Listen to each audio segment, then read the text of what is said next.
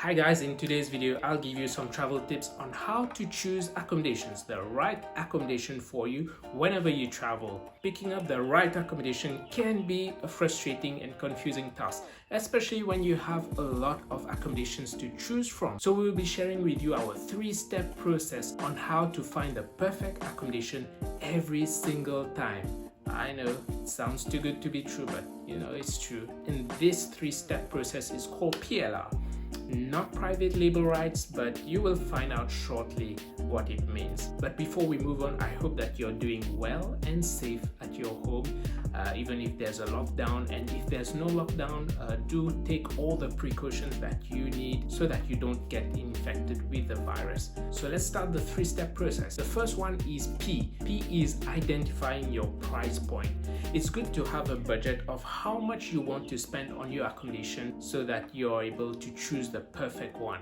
The perfect one might be different for you, it might be different for some other people because we all have different requirements. So one of your requirements is to identify the budget that you will be spending on, and this will in turn dictate the type of accommodation that you will be going for. Whether you're going to go for a hostel for less than $20, or with slightly more money you could go for a budget hotel or subsequently an Airbnb. But if you have more money to spend on, you could even think about getting a 3-star hotel, 5-star hotel, or even an all-inclusive hotel. That's all dependent on you, but the criteria is to identify your price.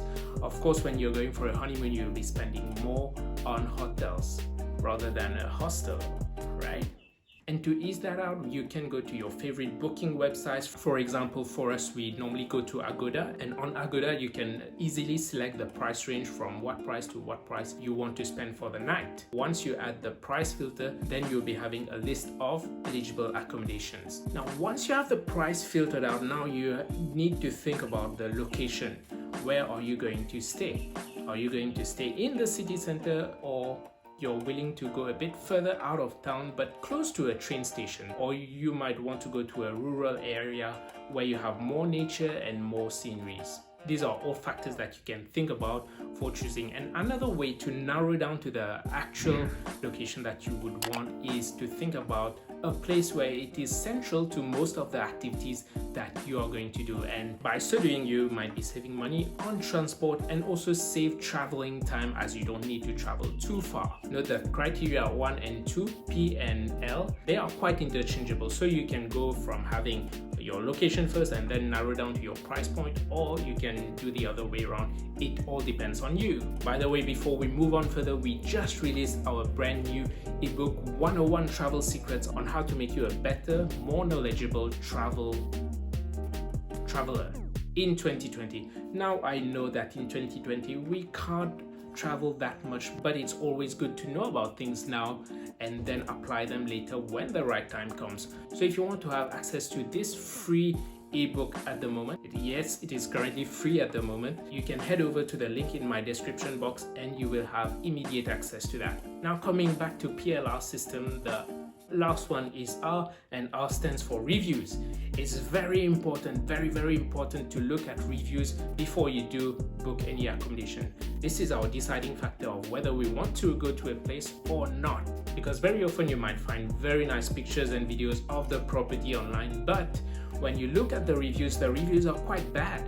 Some are saying that things are not working or the shower is not working. So it's very important to look at the reviews. At least you will get some insider information about what other people have gone through staying at that place. And if you don't have any issue with the reviews, then you can go ahead to book it. That said, you have to do your own judgment as well, because sometimes when people review their properties, they think they are entitled to too much things and they are too demanding and extreme. So some of the reviews might not be reasonable. It's your job to look at most number of reviews that you can and make a decision based on the whole and not only on one bad review. Now onto our bonus tip for the day. If you have actually a few properties which are meeting the 3 criteria and you're still wondering which one to go for, and they are all great, decent places to stay, then you might want to look at the offers, the value that each one will provide to you. Are there things like free airport transfer, or is there anything like free breakfast and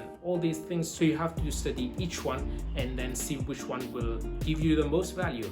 For us, I think we will be going for some free breakfast if we're staying long enough. This will help us to save money on food. That's how we think, cheapos. And that's the process of how we book our best accommodation.